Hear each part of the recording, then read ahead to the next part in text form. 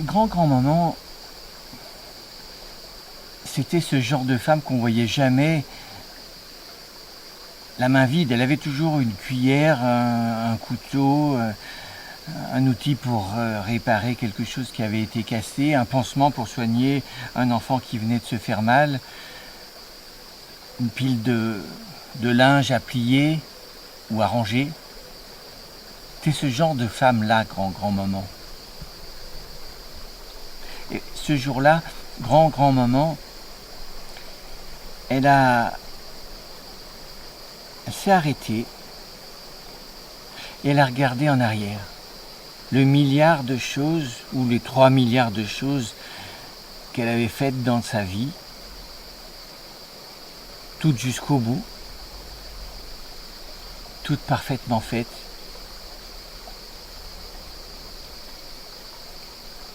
Et puis, elle s'est dit qu'il était venu le temps.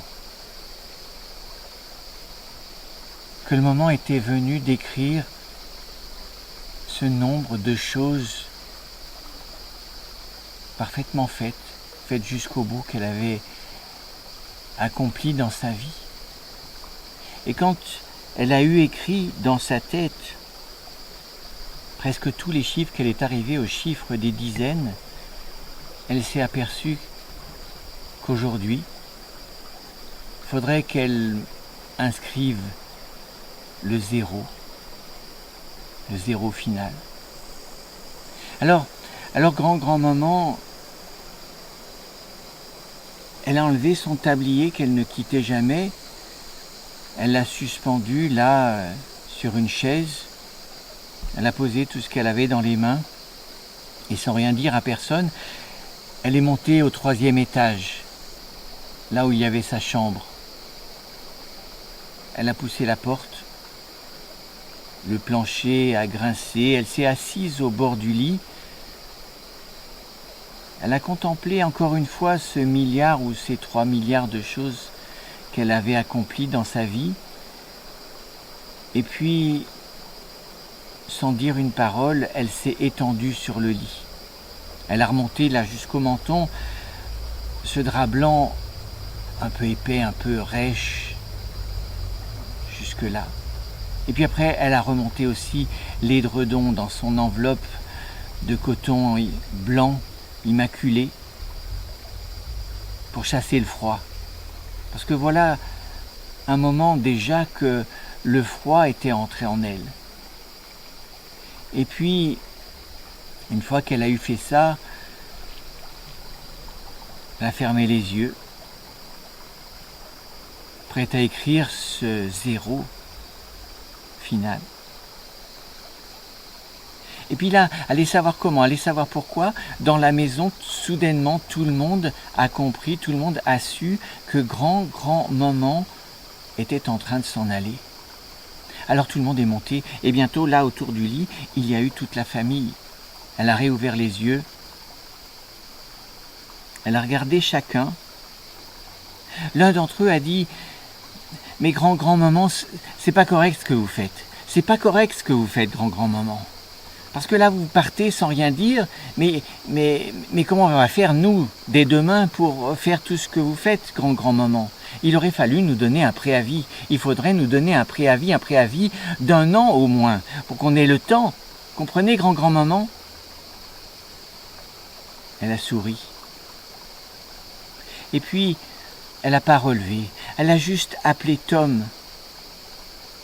le plus petit de ses arrière-petits-fils, Tom Spaulding. Viens là, Tom. Tom avait les yeux un peu humides. Elle lui a dit, mais Tom, je voudrais te dire quelque chose. Est-ce que tu sais, Tom, que chez les marins des mers du Sud, il arrive un moment où chacun d'entre eux se rend compte que le vent ne soufflera plus pour lui? Est-ce que tu sais que pour les marins des mers du Sud, il arrive un temps où ils se rendent compte que leur bateau ne quittera plus jamais le port? Eh bien, lorsqu'ils se rendent compte de ça, est-ce que tu sais ce qu'ils font, Tom? Non, non, grand-maman. Eh bien, je vais te le dire. Quand ils se rendent compte de ça, Ils appellent leurs amis, ils les remercient. Ils les remercient pour tout ce bon temps qu'ils ont partagé ensemble, pour tout ce que ces amis-là leur ont offert. Ils les remercient pour ce qu'eux ont pu leur offrir et qu'ils ont accepté. Et quand ils ont fait ça, ils s'en vont. Mais peut-être que toi, Tom, un jour tu te rendras compte de ça. Tu sais, quand tu vas au cinéma, là, tous les samedis soirs, qu'on envoie ton père te chercher parce que tu traînes un peu lorsque la séance est finie, peut-être qu'un jour tu te rendras compte que les cow-boys que tu regardes, qui chassent toujours les mêmes Indiens, qu'ils tirent toujours les mêmes coups de feu, que ces Indiens-là leur envoient toujours les mêmes flèches sur les mêmes chevaux. Un jour, tu te rendras compte de ça, et quand tu te rendras compte de ça, tu sauras. Tu sauras qu'il est temps d'arrêter.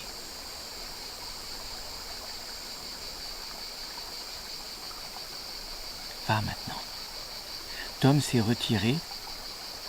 Il était courageux. Il avait envie de pleurer, mais il n'a pas pleuré. Douglas, viens voir. Douglas, c'était l'aîné des arrière-petits-enfants. Viens voir Douglas.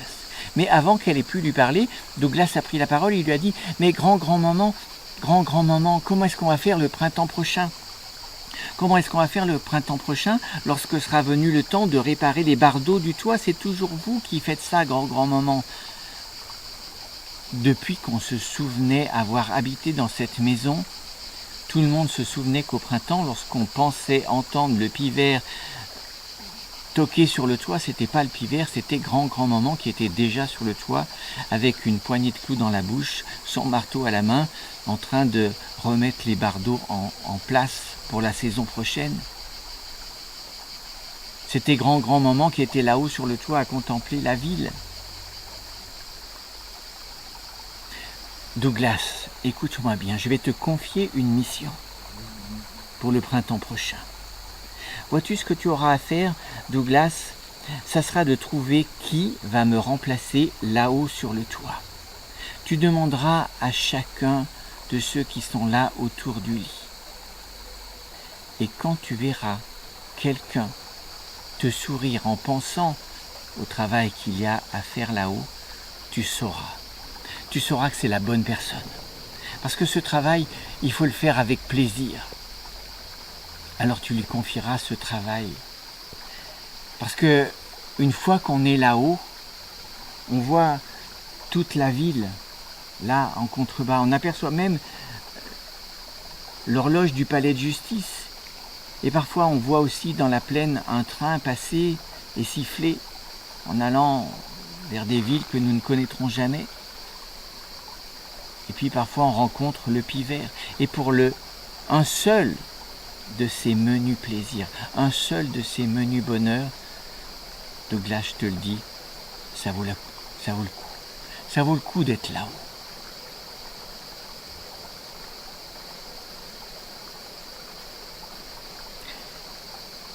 Elle a regardé tour à tour chacun de ceux qui étaient là.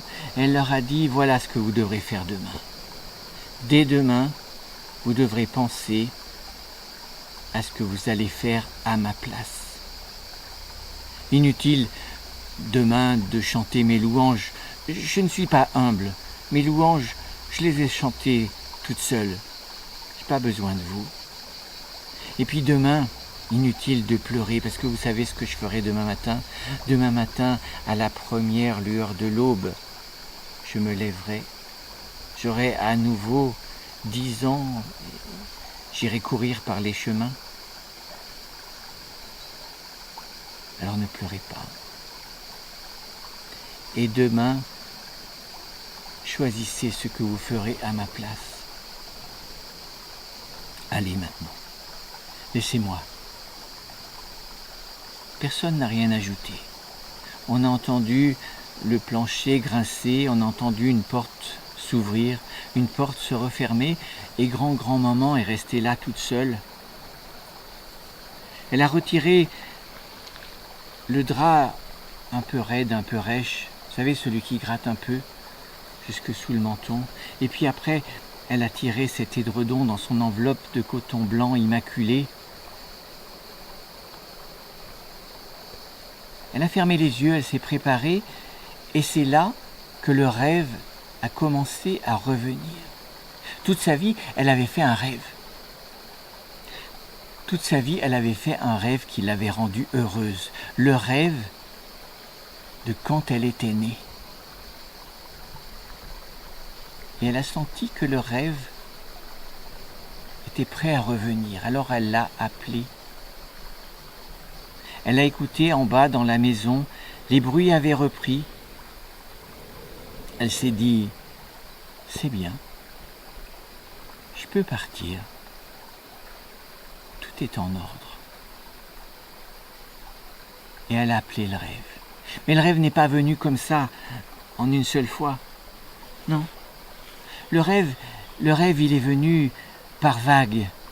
Vous savez, comme ces vagues qui se cassent au loin dans l'océan et qui mettent une éternité à arriver jusqu'à la grève, et puis qui s'en retournent lentement à la recherche et à la rencontre d'autres vagues. Le rêve de sa naissance, de voilà 90 ans déjà en arrière, le rêve est arrivé par vagues, et peu à peu, il s'est reconstitué, le rêve. Et quand la dernière vague est arrivée, que le rêve a enfin été complet, et que la dernière vague est repartie vers le large, elle a emporté grand moment avec elle.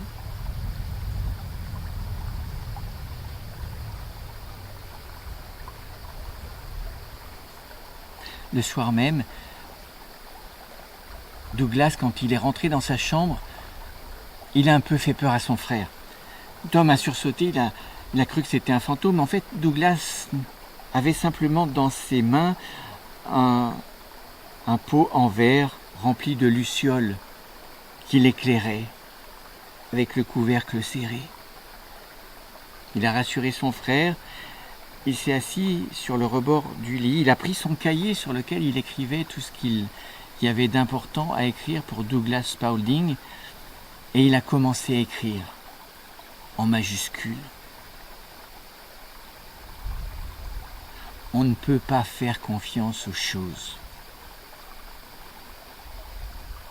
On ne peut pas faire confiance aux choses parce qu'il arrive que les choses se brisent.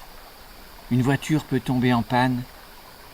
Le tramway qui devait durer toujours, il peut être remplacé par un autobus. Et on ne peut pas faire confiance aux gens non plus. Il arrive que des gens auxquels on tenait beaucoup meurent, loin sur un champ de bataille ou dans la rue même. Et puis il arrive même que grand moment qui devait durer toujours, qui devait vivre pour toujours, il peut arriver que grand moment s'en aille. On ne peut pas faire confiance aux choses. Et si on ne peut pas faire confiance aux choses, si on ne peut pas faire confiance aux gens, alors je dois bien convenir que moi, Douglas Spaulding, un jour, moi aussi, je devrais... Il n'a pas eu le courage d'écrire le dernier mot. Il a reposé son cahier sur le lit, il a reposé son crayon sur le lit. Il a repris son pot de lucioles qui commençait à s'éteindre maintenant. Il a ouvert la fenêtre, il a secoué un petit peu le pot. Il a dévissé le couvercle. Et puis, les lucioles se sont rendues compte qu'elles avaient oublié pendant l'espace d'un instant qu'elles avaient des ailes. Alors, elles se sont envolées les unes après les autres et le visage de Douglas Spaulding est retombé dans l'ombre.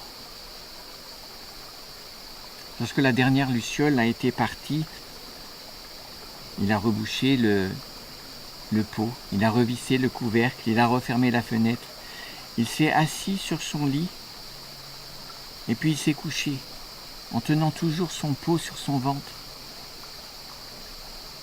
en pensant qu'un jour, sans doute, il faudrait qu'il écrive ce dernier mot.